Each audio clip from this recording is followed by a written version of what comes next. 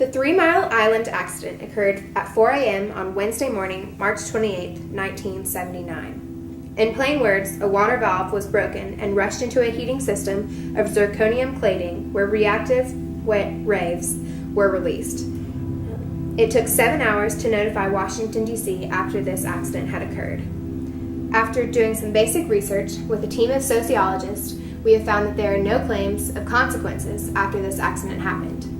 We've put together a few interview questions and found 4 interviewers to help us go behind the scenes to figure out what exactly happened on March 28, 1979. What exactly was your job at the power plant? I was put in charge of the electrical engineering department. There was 3 of us that worked each night, and during the day the shifts were divided up in 2.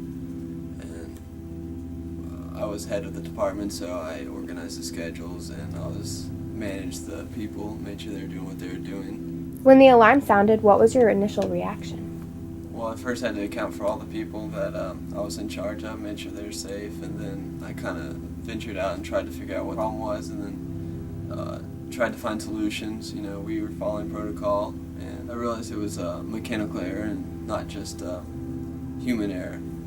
There was a valve that didn't shut. The computer said it was open, but it didn't shut, so we had some problems there, and no matter what we did, we just started to make it worse. So we had our bosses call in and say that we're shutting the place down and everybody's evacuating. How did it take so long to get to Washington? We weren't really sure to report, so we were, our bosses required us to keep quiet about it, and we weren't supposed to tell our families or anybody outside of the power plant until we knew for sure what was going on and if it was actually a threat. So that's why it took so long for us to relay back to the families and all the way back to Washington. Did you resign from your job or were you excused?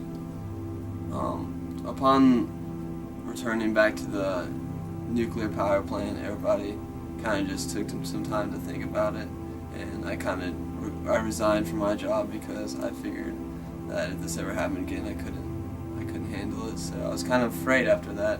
I had this fear, not really fear of power plants, but just fear of the unknown. So I now work for Sony in the research and development line for computers, which is, I feel like, is a lot more safe.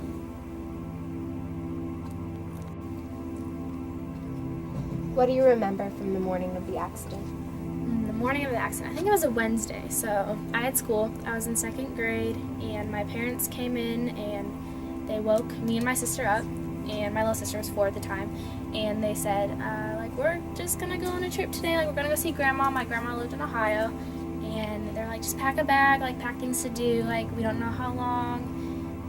And it was really confusing. My older brother was in 5th grade at the time, and he even was confused, and we packed a bag and didn't really know exactly what was going on still, because it was a school day, and I just remember being very confused because I had a project due, and it was kind of stressful, and my parents were acting different, but they didn't tell us anything that was going on, and so they were packing food and kind of packing not the house up, but a lot of things that normally we wouldn't have taken to Grandma's, and so it was a little scary, but I didn't know until later what actually happened. Once we were out of Pennsylvania, my parents told us, and driving to Ohio took double the time because traffic getting out of Pennsylvania. I remember just being in standstill, and it was crazy because it was a Wednesday morning.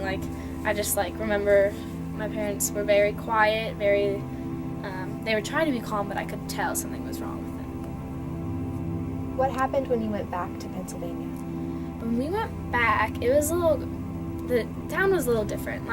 It was definitely more empty, and then when we finally went back to school, I went to a private school there, and it was just a ton of people had transferred to there was a big public school about 10 miles away from where the nuclear plant was, and so a lot of parents had taken their kids out. I remember my best friend, her parents took her out and took her to the other school, I guess just for safety. They weren't as close, and so that was definitely very different. The teachers were more lenient if students felt sick. Like before, like you had to get a doctor's note, but like now it was like someone like even like showed the littlest sign, like they were very worried, very concerned, and so that was definitely different because it was a little more scary. Like it was scary to go out and like when the adults acted different. Like I remember that's the main thing. Like my mom started acting a lot more like cautious about everything, and so that definitely like affected how all of us acted. So you were chief of police at the time? Yes, that's correct. Could I ask you a few questions about the evacuation plan? Yes.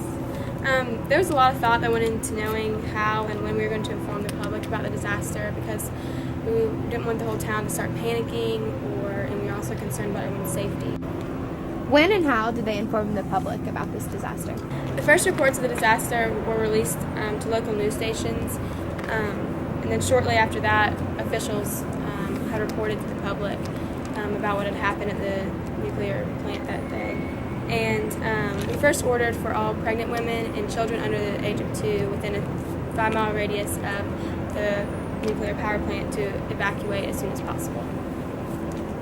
And why was We didn't know that? if there was going to be any harmful effects from the leak at the power plant, and just to be safe, we just thought that was the best thing to do at the time. And why did the police wait to have a full evacuation? There were no harmful effects from the power plant at the time. And if we had requested the whole city to evacuate, we knew that there would be major chaos concerning traffic. By the end of the week, we had sent a request out for all citizens within a 20-mile radius of the power plant to evacuate, and this included multiple hospitals and also a prison. What have been the findings in your patients of the radiation levels since the 3 Mile Island accident? They didn't have like barely any over the dose, really. It was just about like 1/6 of a chest x-ray, so they weren't really even affected, but everyone was like freaking out thinking that they had radiation, they were going to get cancer and everything. So Were there any cancer findings? actually the government tried to hide them, but yes, there were. A lot of patients came in, they had thyroid diseases, and this one patient, Marie, got a really bad case of a thyroid disease which turned into breast cancer, and she later died of heart cancer because it spread to her heart 7 years later. And I know many patients that came in that had like child deaths and like pregnancy problems, and a lot were just freaking out because the government was like denying that it was related to that, but I think it was. And what's your opinion on all of that? I think it was directly related because we got an overflood of pregnancy problems. There was a lot of stillbirths. A lot of people just, their cancer went up significantly, but a lot of reports say it didn't. But being in the hospital, like, it truly did. And I just think the government was trying to hide it all because the patients really were suffering, and also like the cattle and everything were too. So it was just a big disaster. What have been the effects this many years later on patients coming in? Have there been any claims that this is still affecting them? I mean, the cancer's like ongoing, so I guess they would like say that, yeah, it's happened. And it's not only cancer, it's like Down syndrome in the kids. I mean, that's like their whole life, like allergies and like other birth defects. So yes, it's carried on. It's going to keep carrying on.